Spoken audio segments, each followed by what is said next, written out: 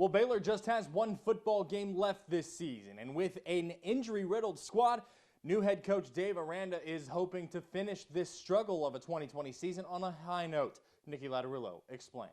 Well, the Bears are now 2-6 on the season and have a chance to end 2020 on a high note with a win over OSU this weekend at home to close out a disappointing season. The Bears fell to OU on the road in a game they really had a chance to win with a massive defensive showing, but offensively the Bears just couldn't get it going. And at McLean this weekend, things will not be easier as OSU comes into this one with the Big 12's third best offense. This season they have rushed for close to 1,000 more yards than Baylor, and with an injury-riddled offense, head coach Dave Aranda knows this game will be a challenge come Saturday. They've had a really good defensive outfit this year, and they're awfully aggressive, so they're going to be on the aggressive side for sure. Offensively, I just feel very much, a box count team with their O-line up on your guys and the running backs that they have. They make you work. Aranda says he feels that the offensive line has taken a step back from progress they've made previously, and Saturday's game is rescheduled from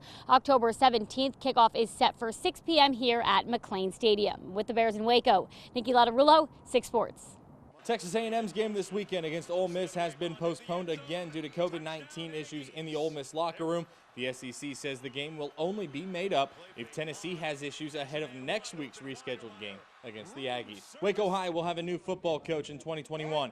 Kwame Cavell confirmed to 6 Sports today he is leaving the Lions after 3 years guiding his alma mater. The Lions went 3-24 under his watch. Waco ISD will now hire new head football coaches for both of its high schools after Rodney Smith was promoted within the district back in August. Join us tomorrow on our 6 News online platforms. Alongside our sister stations across the state, we will host a high school football roundtable. We'll talk everything from the big schools starting to our picks in the small school brackets as we enter the state semifinals. It all starts at 2:30 tomorrow afternoon. You can catch it at KCEN-TV.com or the KCEN YouTube channel. Baylor's men's basketball game against Nicholls State, scheduled for tomorrow night, has been canceled due to COVID-19 issues in the Colonel's locker room. The Bears will now play Wednesday night instead. Baylor immediately went to work trying to find a replacement opponent, but when it did, Scott Drew says they couldn't play after Wednesday because of the Bears conference opener against Texas being scheduled for Sunday. Definitely with a conference coming up, it'd be hard to go past Wednesday. So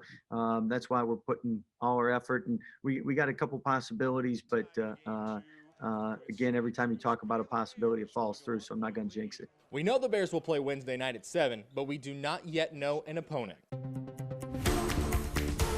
Well, the Cowboys have yet to play their Week 13 game because the league postponed it to tomorrow due to COVID-19 issues in the Baltimore locker room. That game is still scheduled to take place tomorrow. The Ravens, although coming off a loss at then undefeated Pittsburgh last week, are still a very, very good team, especially on defense, where they rank 8th in total yards allowed per game. Andy Dalton says the Cowboys know what the key is to getting a much-needed win tomorrow night. Keep having positive plays. They've been really good on third down, and they've got a good rush, good scheme with all the pressures that they bring. So, for you guys, stay ahead of the chains. The boys are scheduled to face Baltimore on the road tomorrow at 7 p.m. That's it for sports. We'll be right back.